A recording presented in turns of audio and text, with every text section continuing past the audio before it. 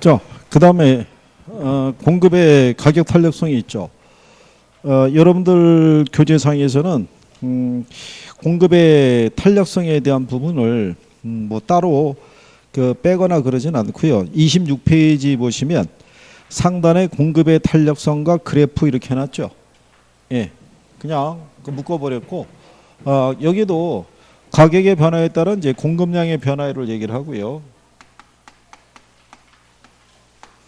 공급의 가격 탄력성의 크기 있죠. 몇 가지 있어요? 5가지 있어요. 자기 아는 거 나왔다고 거의 표정이 건방진 표정으로 고개도 외로 꼬면서 지금 그렇게 얘기하고 있는 거야. 자, 그래. 자, 여기도 마찬가지죠. 가격이 이렇게 상승했을 때 이 공급량들은 다 증가하죠. 그죠? 이렇게 10%가 증가할 때 같죠? 이거 뭐라고 그랬어요?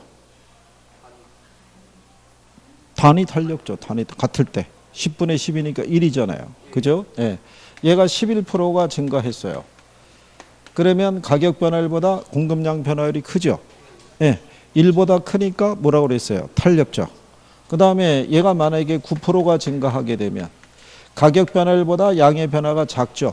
뭐라고 그랬어요? 비탄력적인 거예요. 그러면 얘가 이제 기준이 되는 애가 단위 탄력적이고요. 부호는 1이라고 그랬죠. 예, 얘보다 크면 탄력적이에요. 얘보다 작으면 비탄력적이고. 자, 특수한 형태의 탄력성이 완전 탄력적이 있고요. 그 다음에 완전 비탄력적. 이 5가지의 크기는 다 똑같아요. 부호도 똑같고. 예, 그래서 이제 그거 구별하시면 되겠고. 그러면 얘네도 여기도 이거 알아야 돼요. 시험에 내요. 예? 작년에도 나온 거니까 의미를 물어본다고요. 의미를 알아둬야 되고. 그러면 얘네도 탄력성에 크게 영향을 주는 요인이 있죠. 그죠? 첫 번째, 이 요인은 또 어디 있냐면 29페이지에 있어요.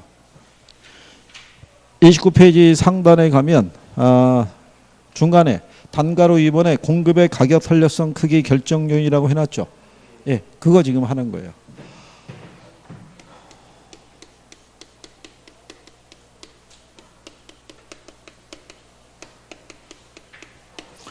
측정 기준이 되는 단위 시간이 있죠. 그러니까 이건 생산 기간을 얘기를 해요. 이게 짧게 주어질 때하고 길게 주어질 때 있죠.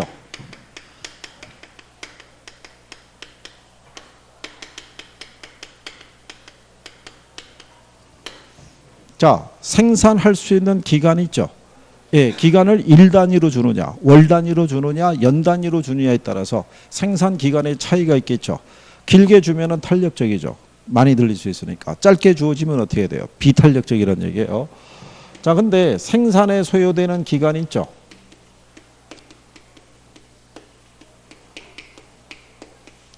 이게 짧으면 뭐가 되는 거예요? 탄력적이 되고요. 이게 길면 비탄력적이 돼요. 그죠? 그래요. 라면을 생산할 때와 배추를 생산할 때 얘가 시간이 더 많이 걸리죠. 생산하니까 얘가 그러면 비탄력이라는 얘기예요. 무슨 말인지 아시겠나요? 이게 짧은 시간을 줘서 가령 예를 들어서 하루를 주고 생산하라고 그러면 생산하기 힘들잖아요. 그죠?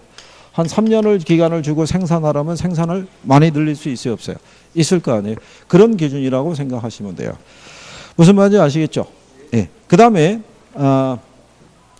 부동산 공급은 대부분 용도 변경을 통해서 이루어져요. 그죠?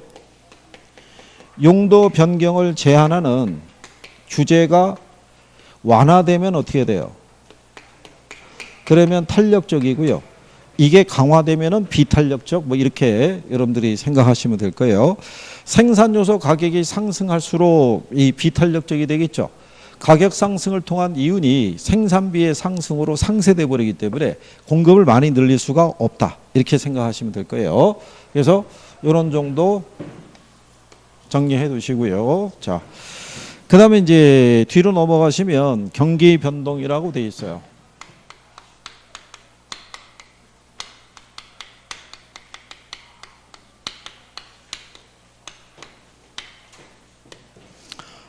이 부동산 경기에 대한 거는요, 시험에서 인용을 해서 문제가 나오면 아주 쉽게 나와요. 그러니까 여기는 틀리기도 힘들어요. 여기는. 그러니까 수요 공급 이론에서 4-5개 나오고 여기서 한두 문제 나올 수 있는데 나오면 여기 다 맞춰줘야 돼요. 이쪽을 틀리면 곤란한 거예요. 그죠? 자, 그래서 일반적인 경기 변동이라는 것은요,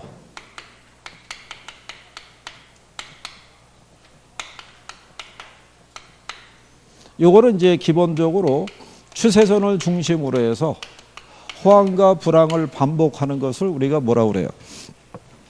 경기 변동이라고 얘기를 해요. 그죠? 지난번에 우리가 이 그림 그려서 해봤었죠. 추세선을 중심으로 해서 상승과 하강을 반복하면서 움직이는 것을 경기 변동이다라고 얘기한 거예요. 기억하시겠죠? 예. 그 다음에 부동산 경기 변동이 있죠.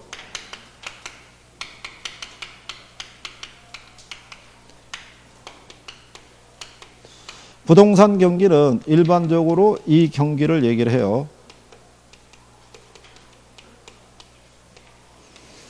주택 건축 경기를 지표로 보고 있다라고 보시면 돼요. 그죠?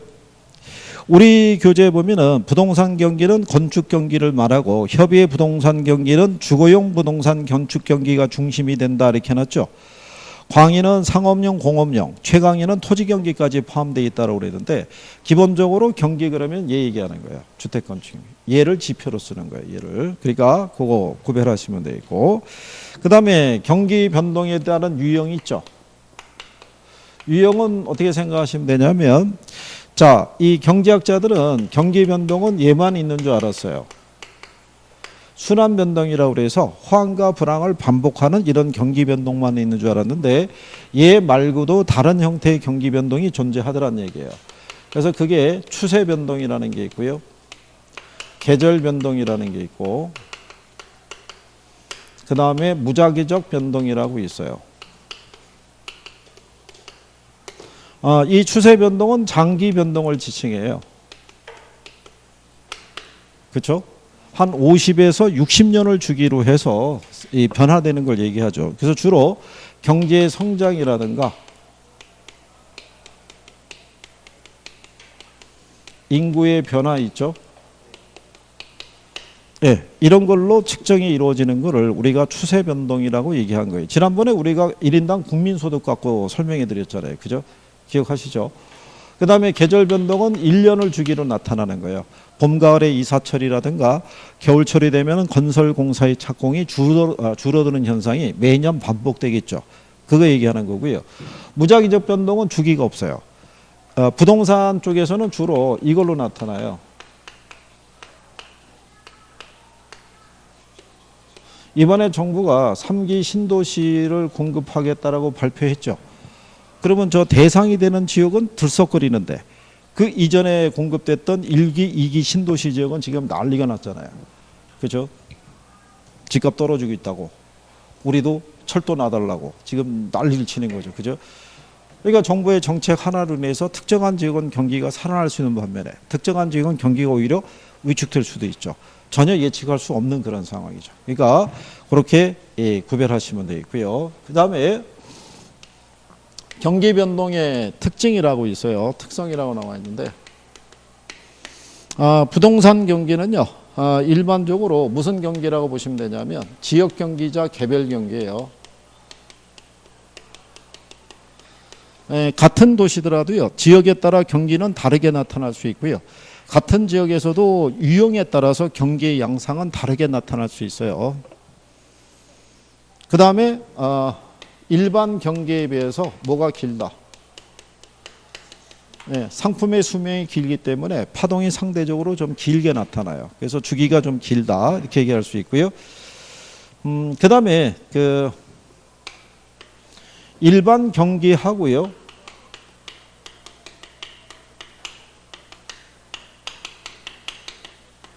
순환 관계를 보게 되면은 전체적인 부동산 경기 있죠. 얘네는 그 후순환적인 양상을 띄어요. 그러니까 전체적인 부동산 경기는 일반 경기보다 뒤처져서 간다는 거예요. 일반 경기의 사이클이 이렇게 움직이게 되면요, 부동산 경기는 뒤처져서 이렇게 움직인다는 거죠. 건축 경기이기 때문에. 그런데 이 부동산 경기도 이 안에 들어가면 부문별 경기가 있어요. 부문별로 봤을 때 상업용, 공업용 부동산은요, 얘네는 동시순환하고요. 주거용 부동산 경기는 일반 경기하고 역순환적인 양상을 띠더라. 아주 오래전에 요게 하나 단답형으로 나온 적이 있어요. 그죠? 일반 경기가 호황이면요, 기업들의 투자가 늘어나요. 주로 상업용, 공업용 부동산을 기업용 부동산이라고 얘기를 해요. 그쪽에 투자가 이루어지게 되면 자금 수요가 많아지겠죠. 그럼 돈을 쓰겠다는 사람이 많아지게 되면은 금리가 올라가게 돼 있어요. 그러면 시중금융기관에서는 수익성이 높은 부분으로 자금을 지원을 해줘요. 그럼 상대적으로 낮은 금융비용에서 투자가 이루어지는 주택 부분은 위축이 될 수밖에 없어요. 그래서 반대로 움직이는 양상이라고 생각하시면 돼요. 그게 선생님들이 모의고사를 내면 쓸 수도 있을 거예요. 경기에서는 낼 게 별로 없어요. 그러다 보니까 자, 그래서 그 다음에 부동산 경기는요, 순환 국면이 뚜렷하거나 명백하지 않아요. 그죠? 자, 그러면 부동산 경기는 순환 국면이 뚜렷하거나 명백하지 않잖아요. 일반 경기는 순환 국면이 뚜렷하게 나타나요, 안 나타나요? 일반 경기. 일반 경기는. 부동산 경기나 일반 경기나 똑같아요. 순환 국면은 뚜렷하게 나타나지 않아요. 부동산 경기는 뚜렷하지 않으나 일반 경기는 뚜렷하게 명백하게 나타나면 틀려요. 그죠? 그게 이제 무슨 얘기냐면요, 이런 거예요. 여러분들은 저희한테 얘기를 듣는 걸 기준으로 정리하시잖아요. 그러니까 저희가 건드려 드린 부분까지만 정리가 돼 있는데 그거를 선생님이 언급을 안 해주면은 나중에 지문으로 하면 틀리는 거예요. 왜? 들어본 적이 없는 것 같거든요. 그러면 상식으로 접근하게 되면 틀릴 수밖에 없어요. 시험에도 낸 거예요. 이게 출제자들이 그런 걸 선호해요. 상식으로 접근할 때 틀리기 쉬운 문장이 있죠. 그런 걸 유인지문을 하나씩 넣어주는 거예요. 그렇죠? 그러니까 그 정도까지 그렇게 정리하시면 될 거고요. 그 다음에 그 밑에 가면 32페이지에 순환 국면별 특징이라고 나와 있죠. 여기만 일단 하나 별표하는 거예요.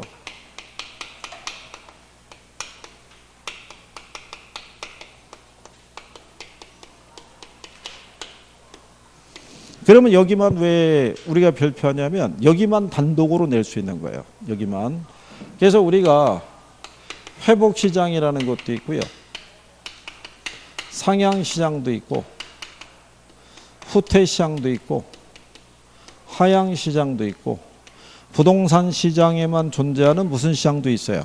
안정시장이라는 것도 있어요. 안정시장. 근데 여기서 다 할 필요는 없고요. 두 가지만 아시면 돼요. 그러니까 하향시장이라고 우리는 맨 먼저 나와 있죠.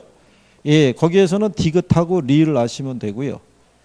그 다음에 회복시장에서는요, 리하고 미음을 아시면 되고, 상향시장에서는 리을하고 미음, 후퇴시장은 디귿하고 리을, 그죠? 그 다음에 안정시장에서는 마지막에 나오는 리을이 있죠. 자, 이게 왜 지난번에 설명해 드렸지만 여기 상향이라는 게 일반 경기의 호황이고요. 이게 일반 경기의 불황이에요. 그러면 경기가 회복이 된다는 얘기잖아요.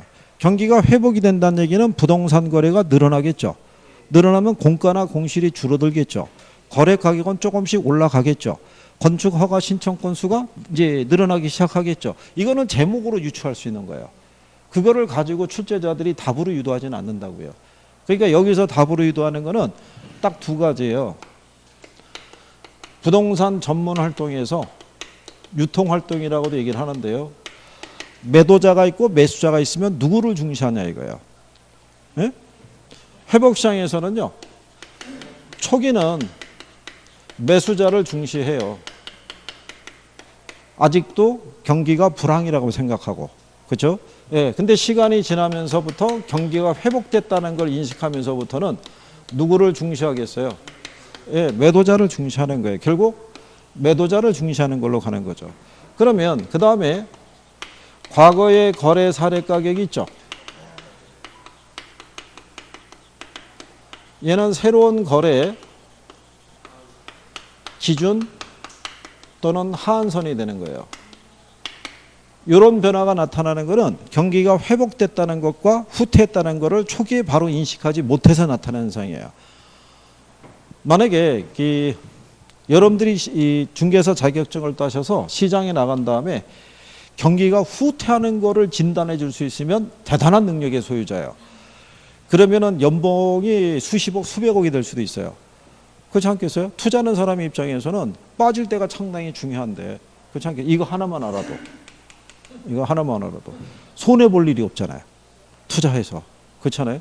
근데 만약에 이것도 안다 그러면, 회복하는 타이밍까지 안다 그러면 신이죠. 그렇죠?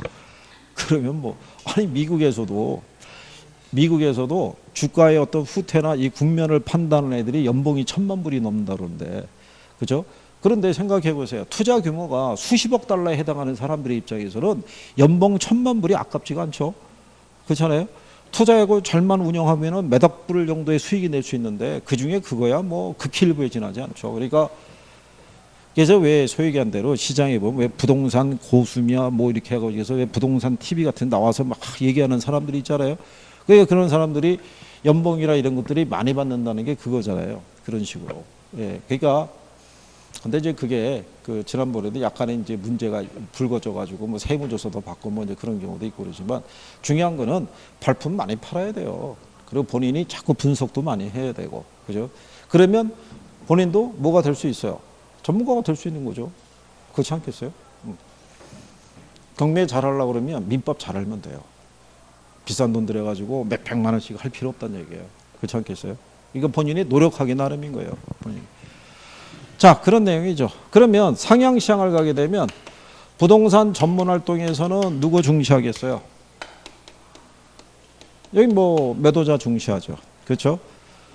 그 다음에 과거의 거래 사례 가격이 있죠. 새로운 거래에 뭐가 돼요? 이게 하한선이 되죠. 이게 시험에 2번 나온 거예요. 얘가 상이죠. 예, 상이면 얘가 하로 들어와야 돼요. 근데 같은 상으로 들어가면 틀리는 거예요. 그죠? 그러면 후퇴로 가게 되면 부동산 전문 활동에서는 초기는 누구 중시하다가 예, 매도자 중시하다가 시간이 경과하면은 매수자 중시로 바뀌는 거죠. 그래서 궁극적으로는 이제 매수자를 중시하죠. 그 다음에 과거의 거래 사례 가격은 새로운 거래했을 때 기준 또는 뭐가 된다? 네, 상한선이 되고 하향시장에서의 부동산 전문 활동이 있죠. 여기는 누구를 중시한다는 얘기예요. 매수자 중시하죠. 과거의 사례 가격은 새로운 거래했을 때 뭐가 돼요? 상한선이 되죠.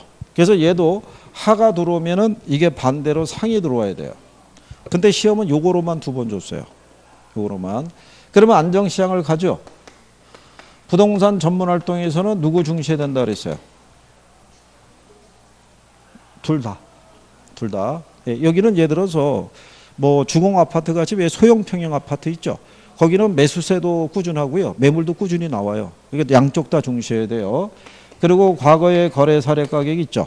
이거는 새로운 거래의 기준이 돼요. 이 단지의 시세는 큰 변화가 없어요. 네, 오르거나 내리거나 한 1, 2천 내에서 왔다 갔다 하기 때문에 항상 안정세를 유지하고 있다 이렇게 보시면 되죠. 자, 그런 내용이고요. 그 다음에 뒤에 가시면은 부동산 경기에 따른 측정 지표가 나와 있는데 부동산 경기도 일반 경기와 마찬가지로 수요와 공급 측면에서 판단할 수 있다라고 얘기했어요. 그죠?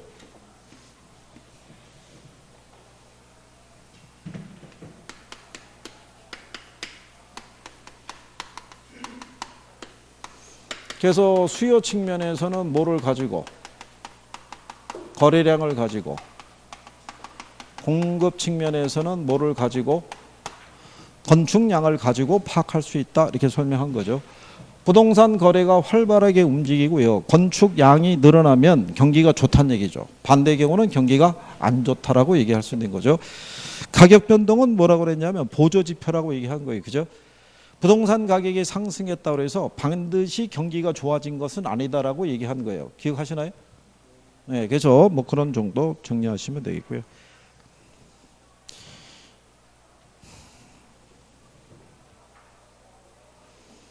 그리고 거기 보시면요, 이 선행지표, 동행지표, 후행지표 이렇게 나와 있잖아요. 예, 근데 거기 표시한 건 뭐냐면 이 건축량을 우리가 세분하게 되면요, 건축 허가량이라는 게 있고요, 건축 착공량이라는 게 있고, 건축 완공량이라고 이렇게 있어요. 예. 그래서 이제 이 허가량을 공급을 하기 위해서는 허가를 먼저 받아야 되잖아요. 그러니까 건축 허가 신청 건수가 많다는 얘기는 앞으로 부동산 공급이 늘어날 조짐이 있으니까 이걸 선행으로 본다는 얘기고, 현재 착공이 늘어나고 있다는 얘기는 현재 경기가 괜찮다는 거. 건축 물량이 많이 공급이 됐다는 얘기는 지난 경기가 괜찮았다는 것을 확인할 수 있다, 뭐 이런 얘기인데, 현실적으로 경기를 측정할 때 완공량은 측정하기가 어려워요. 그래서 일반적으로 허가량하고 착공량을 대리지표로 쓴다라고 보시면 돼요, 이 자체를.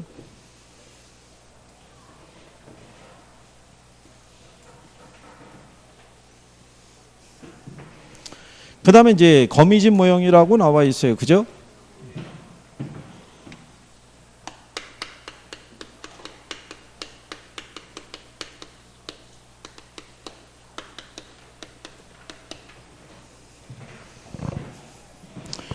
자, 거미집 모형을 보면 시차를 도입을 해서 시장 균형의 안정성을 동태적으로 검토하는 이론이다라고 나와 있죠.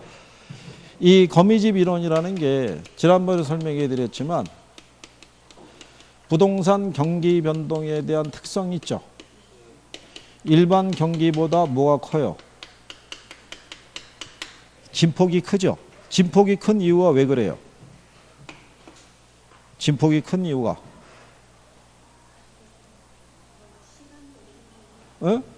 수요와 공급 간의 시차가 있어서 그래요. 타성기간이 존재하잖아요. 부동산 경기의 움직임이 있죠. 예, 이 방향성은 유연하지 못해요. 만약에 여러분들이 건축을 착공이 들어갔는데 경기가 갑작스럽게 안 좋아질 조짐이 나타난다고 해서 착공 들어간 물량을 거둘 수는 없어요. 거둔 데도 있긴 있어요. 예전에 저기 삼성물산인가 걔네가 한번 거둔 적이 있어요. 초기에 투자비가 한 100억 들어간 상태에서 이거를 완성을 시키면은 손실이 한 300억, 400억 나올 수 있대요. 그리고 초기에 그냥 걷어버린 적도 있어요. 그게. 그러니까 그래서 이 경기의 흐름에 따라서 유연하게 대처할 수가 없어요. 수요가 늘어났다고 공급이 즉각적으로 늘어날 수 있는 것도 아니고, 수요가 줄어들었다고 해서 공급이 갑작스럽게 줄일 수가 있거나 그런 건 아니라는 얘기예요. 그렇죠? 이거를 가장 잘 설명해 주는 게 거미집 모형이에요. 근데 이 모형은 단점이 있어요. 그래서 이 이론이 성립하기 위해서는 이걸 줘야 돼요. 이 가정이 성립해야지만 이론이 성립할 수 있어요. 그래서 이 가정을 보시면 금기의 수요량이 있죠. 이거는 금기 가격의 반응을 나타내요. 근데 금기의 공급량이 있죠. 이거는 전기 가격의 반응을 나타낸 거예요. 그래서 금기의 공급량이 전기 가격의 반응을 나타냈다는 얘기는요, 시장에 이 공급자들은요 항상 현재 시장 가격이 있죠, 또는 임대료에만 반응한다라는 것을 전제하는 거예요. 그러니까 현재 시장 가격이 미래에도 그대로 유지될 것이라는 전망을 하는 거예요. 근데 미래라는 건 확실해요, 불확실해요? 불확실하죠. 그런데 합리적인 추론을 못 한다는 얘기예요. 네, 그래서 발생하는 현상이에요.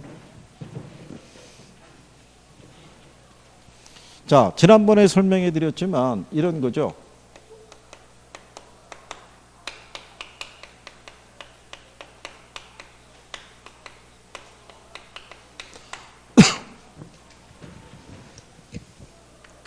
자, 금년 5월 달에 주택 500채가 완공이 됐어요. 그죠? 그러면 얘가 금년 1월에 착공을 해가지고 5월 달에 완성이 된 물량은 아닐 거 아니에요. 500채를 공급하려고 그러면 최소한 한 1, 2년 걸려야겠죠. 그러면 얘네가 이 500채가 착공이 들어간 시점이 2017년 9월 정도가 돼요. 이때 500채가 착공이 들어간 거예요. 그럼 착공이 들어갈 때는 뭐냐면 이때 당시에 수요가 증가한 거예요. 그죠? 그럴 때 공급은 어떻게 돼요? 공급은 불변이라고요. 단기에 공급을 늘릴 수는 없거든요. 그죠? 그러면 공급은 불변인데 수요가 증가했으니까 가격이 어떻게 돼요? 올라갈 거 아니에요. 그죠? 그러면 공급자들은 이 가격이 얘네가 착공이 들어가서 뭐가 될 때까지, 완공이 될 때도 이 가격이 그대로 유지될 것이라는 전망을 하는 거예요. 그렇죠? 그래서 현재 수요를 기초로 해서 착공이 들어가는 거예요. 그렇잖아요. 그런데 문제는 이 수요하고 착공에서부터 완공이 이를 때까지 뭐가 존재해요? 시차가 존재하는 거예요. 그러면 A건설이 먼저 착공이 들어갔을 때 얘네가 그렇다고 해서 3개월 사이에 완공을 시킬 수 있는 건 아니잖아요. 그 여전히 공급이 부족한 상태에서 B건설사가 착공이 또 들어가는 거예요. 이게. 근데 얘네들이 진행을 하고 있을 때도 아직 완공이 되려면 시간이 필요하거든요. 그러니까 여전히 시장에는 수요 대비 공급이 부족하다고 보고 C건설사가 착공이 또 들어간다. 이런 가정이에요. 그러다가 얘네들이 다 완공이 돼서 나오게 되면 오히려 수요에 비해서 뭐가 많아진, 공급이 많아진 상태가 되는 거예요. 무슨 말인지 아시겠나요?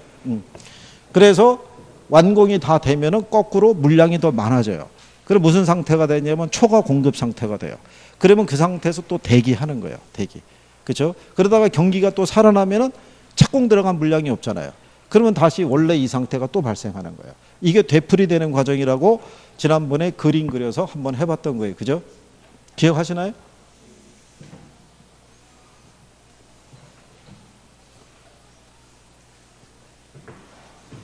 그리고 하다가 안 되면은 공부가 있으면은 물어봐야 돼요. 그죠? 만약에 물어보시면은 여기 저기 김 총각은 제 연락처 알고 있어요. 그러니까는 저희가는 한 번도 물어본 적이 없어요. 뭐가 궁금하다고 해서 물어본 적도 없고, 거꾸로 제가 물어보고 싶은 게 굴뚝 같은 거죠. 넌 하루에 궁금한 거 있으면은 5가지씩이라도 물어보라 그랬더니 침묵으로 일관하는 거예요. 그랬더니 오늘도 2주 만에 등장해가지고 지가 아는 거는 고개를 외로 꼬면서 그렇게 대답을 하고. 이번에 모의고사 보나? 그래? 이번에는 뭐 어디 MP가 그러는 건 없네? 아, 그런 건 안 해? 아, 그래? 25일 날 보던데. 2000년 모의고사 보나? 뭐 답안지 꼭 내야 돼? 너 답지에다가 김총각이라고 써야 돼? 2000년은 2000년이라고 쓰고. 그래야지 확인이 되지. 나머지 분들도 모의고사 보시나요? 아, 그렇죠. 기본이죠. 그래. 모의고사를 보셔서 학원에다가 데이터를 자꾸 주세요. 그래야지 여러분들의 그걸 알 수 있는데 데이터가 잘 확보가 안 돼요. 그래서 별도로 시험을 한번 보겠다는 거예요. 테스트를 해서. 그래서 정답률도 측정을 해봐야 되고, 예, 그래서 예? 아니죠, 봐야죠. 예, 제가 봐야 되죠. 제가 확인을 해야 그 부분에 대해서 정답률도 추정을 해보고, 예, 그래서 어느 정도까지 이해도가 있는지를, 그러니까 문제에 대한 부분이 그거를 확인하는 거예요. 단락별로 과연 어디까지 이해를 하고 계시는지, 아니면 어디까지가 정리가 안 돼 있는지를 알아야 보완을 해서, 예, 그래서 어쨌든 간에 성적이 올라가야 되잖아요. 그죠? 예? 생각해 이게 무슨 고생이냐고요. 그렇잖아요. 이 시간에. 예? 김종호도 이 공부 안 했으면 이 시간에 뭐 하고 있었겠어? 뭐 놀고 있었다. 2000년은 뭐 하고 있었겠어? 이거 비슷한 거예요? 그 나머지 분들은 지금 뭐 바깥 양반하고 즐거운 시간을 보내고 있거나 아니면 가까운 지인들하고 보리음료를 마시거나 뭐 이러고 있을 때 아니에요. 그죠?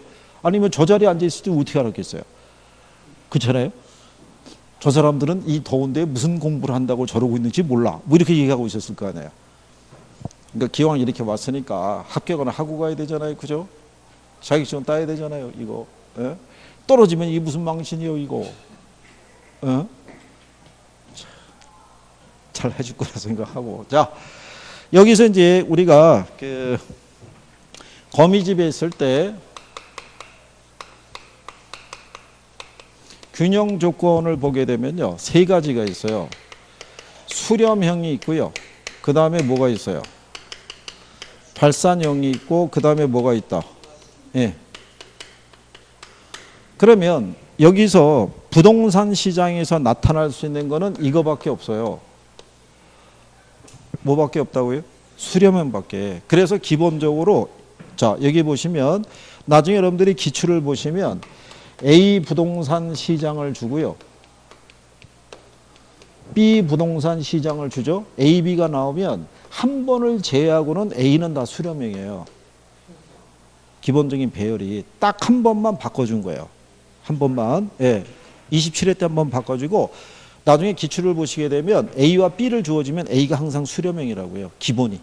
그 왜 그러냐면 부동산 시장은 뭐 수렴형밖에는 존재할 수가 없어요. 수렴형이 되게 한 조건이 뭐냐면 수요의 가격 탄력성이 있죠. 과 공급의 가격 탄력성이 있을 때 부동산 시장은 수요에 비해서 상대적으로 공급이 좀 더 비탄력적이에요. 수요는 바로 움직이더라도 공급은 일정한 시차를 두고 움직일 수밖에 없어요. 그러니까 상대적으로 수요의 가격 탄력성이 뭐보다 공급의 가격 탄력성보다 크다고요. 그죠? 근데 이거를 여러분들에게 출제할 때 어떻게 했냐면 수요의 가격 탄력성은 1.1이고 공급의 가격 탄력성은 0.9래요. 무슨 형이겠어요? 그럼 수렴형이라고요.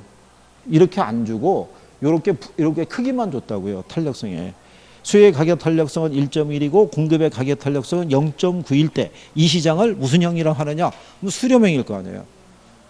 무슨 말인지 아시겠어요? 네, 그렇게 주는 거예요. 그러면 여기 있는 발산형은 얘하고 반대예요. 그러니까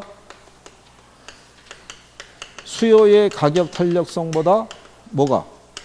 공급의 가격 탄력성이 더 큰 경우가 바로 뭐예요? 이거는 새로운 균형으로 수렴할 수가 없는 거예요. 그죠? 계속 발산하기 때문에. 그죠? 자, 그럴 때 여기 있는 순환형은 어떻게 돼요?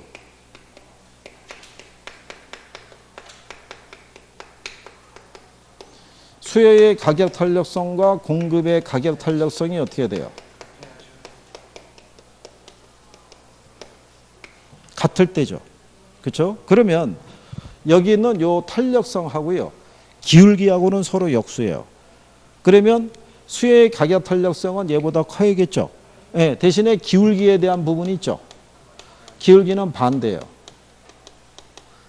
만약에 기울기의 절대값을 물어볼 때도 반대라고 보시면 돼요. 그래서 여기 수요 곡선 기울기에 대한 절대값이 있죠.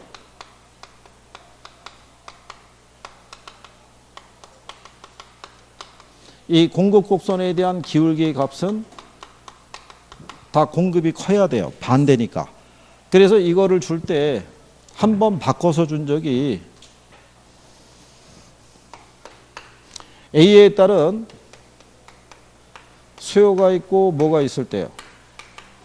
공급이 있을 때 얘가 0.6이고요. 그 다음에 얘를 갖다가 0.8을 줬나? 뭐 이렇게 줬을 거예요. 이렇게. 그러면 수요는 마이너스 0.6이고 여기는 0.8로 줬죠. 그럼 어디가 커요? 공급이 기울기가 크잖아요. 그러니까 무슨 형이라는 거예요? 그 수렴형이라는 얘기예요. 공급에 대한 기울기 값이 크면 무슨 말인지 아시겠어요? 근데 만약에 얘가 0.8이고요. 얘가 0.6이면 수요 곡선의 기울기의 값이 마이너스 0.8이고요. 공급이 0.6이에요. 그 무슨 형이겠어요? 자, 여기서 얘가 보면 절대값이라고 해놨죠. 절대값이라는 얘기는 부호가 생략이 되는 거예요. 그게 0.8이라고요. 그러면 수요에 대한 기울기의 값이 더 크잖아요. 그죠? 그럼 무슨 형이라는 거예요? 그럼 발산형이라는 거예요. 그래서 실전에서 이렇게 준 거예요. A를. 그래서 이때 한 번만 A가 발산형으로 한번 딱 들어온 거예요. 나머지는 항상 A가 무슨 형으로? 수렴형으로. 예, 다시 돌아와서 이제 수렴형으로 다시 또 회귀를 했어요. 그래서 그것만 기억하니까 결국 뭐 하나만 기억하면 돼요. 수렴형 하나만 기억하시면 돼요. 그 다음에 이 거미지 모형 있죠. 이 모형은 주거용 부동산이 있고요. 상업용, 공업용 부동산이 있으면 어디서 더 강하게 나타나요?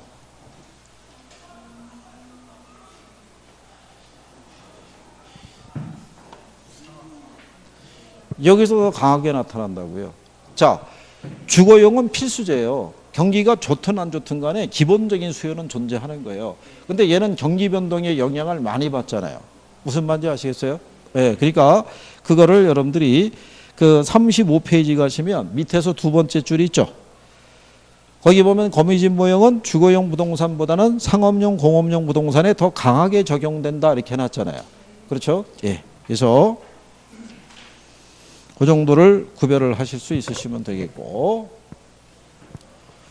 자, 그 다음에 이제 뒤로 가시면 36페이지에 시장론이라고 나와 있어요.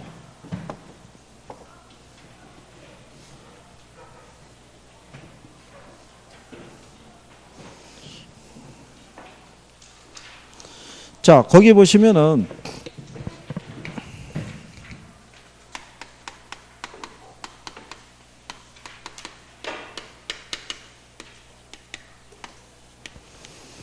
시장론에서는 이제 두 가지 파트로 나눠져 있는데요. 하나가 부동산 시장에 대한 부분이고요.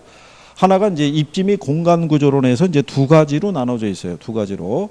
근데 요 시장에서 주어지는 거는 그다지 어렵지는 않게 주는데 다만 근래의 특징은 요게 시험 목차가 이렇게 돼 있어요. 부동산 시장이 있고요. 입지 및 공간 구조론 이렇게 돼 있을 때 여기는 이제 원래 기본적으로는 부동산 시장의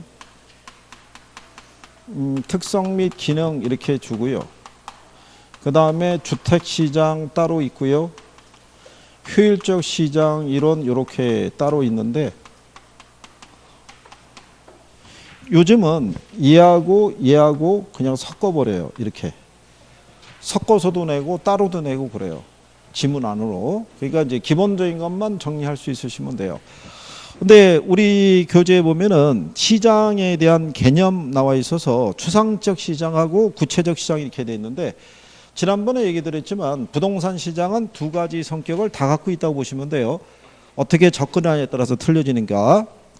그 다음에 시장 형태를 보면 완전 경쟁 시장이고 불완전 경쟁 시장이 있죠.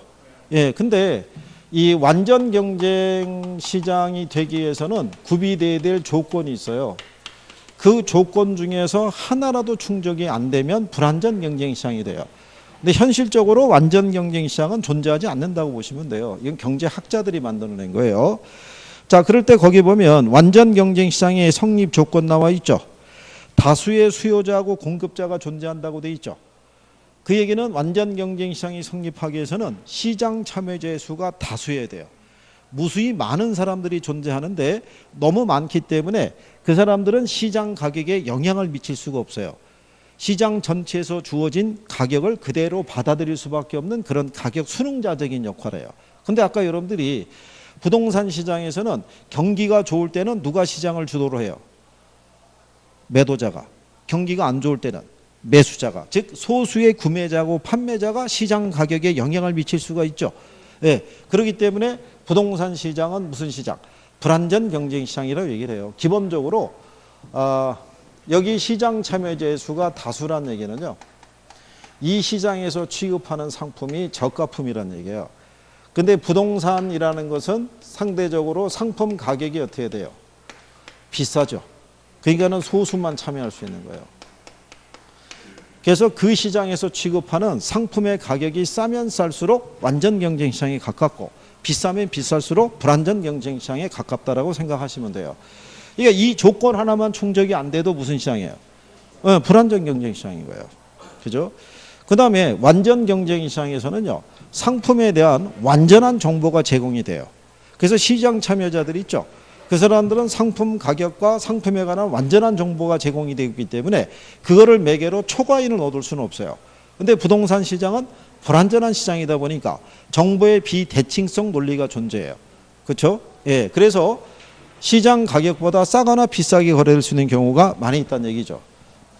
그 다음에 완전 경쟁 시장은 상품의 동질성을 전제로 하고 있는데 부동산 시장은 개별성으로 인해서 조건이 충족이 안 되죠. 그 다음에 완전 경쟁 시장에서는요, 시장의 진위가 탈퇴가 자유스러워요. 감자 심다가 옥수수가 좋다 그러면 갈아엎고 옥수수로 갈아탈 수 있어요, 없어요? 그럴 수 있죠. 언제든지 우리는 가능하다는 얘기죠. 그런데 여러분들이 대전에 집을 갖고 있는데 요즘 강남의 압구정동이 꽤 괜찮대요. 그래갖고 그 다음날 집을 포장해가지고 강남으로 갖고 간 거예요. 그럼 더 많은 이윤을 올릴 수 있어요, 없어요? 있을 거 아니에요. 근데 그렇게 이동이 돼야 안 돼요. 안 되는 거예요. 그래서 부동산 시장은 구조적으로 무슨 시장이다? 예, 불안전 경쟁 시장이다라고 인식을 하시면 되는 거예요. 무슨 말인지 아시겠죠? 자, 그 다음에 그 밑에 가면은 부동산 시장의 특성이라고 있죠? 예, 여기서부터 다음 시간에 해드릴게요. 다음 시간에 오시면은 시장론이 또 어느 정도 끝날 거라고요. 왜냐하면 이게 요약집으로 구성이 됐기 때문에 진도 나가는 속도가 빠르다고요. 이게 분량이 그렇게 크진 않아요. 근데 이제 중요한 거는 복습을 해 주셔야 된다는 거죠. 그렇잖아요. 이거 지금 분량이 우리 민법까지 가는 동안에 요거 남는 거예요. 지금 학계론이. 요거 남기 때문에 요만큼 분량을 나가는 거는 그날 나가는 분량이 한 번에 나가면은 그냥 휙휙 나간다고요. 그러니까 복습을 좀 해주시고, 현실적으로 복습이 쉽지 않은 건 알고 있지만 어떻게 하겠어요? 이 바닥에 들어온 선택을 한, 초이스를 한 여러분들의 몫이니까 어쨌든 그렇게 해주고, 그리고 빠지지 마시고, 특히 김총각 빠지지 말고, 다음 주 나오나? 자, 항상 불안해. 하여간 자, 한 주들 잘 보내시고 다음 주에 뵙겠습니다. 고생하셨습니다. 수고하셨습니다.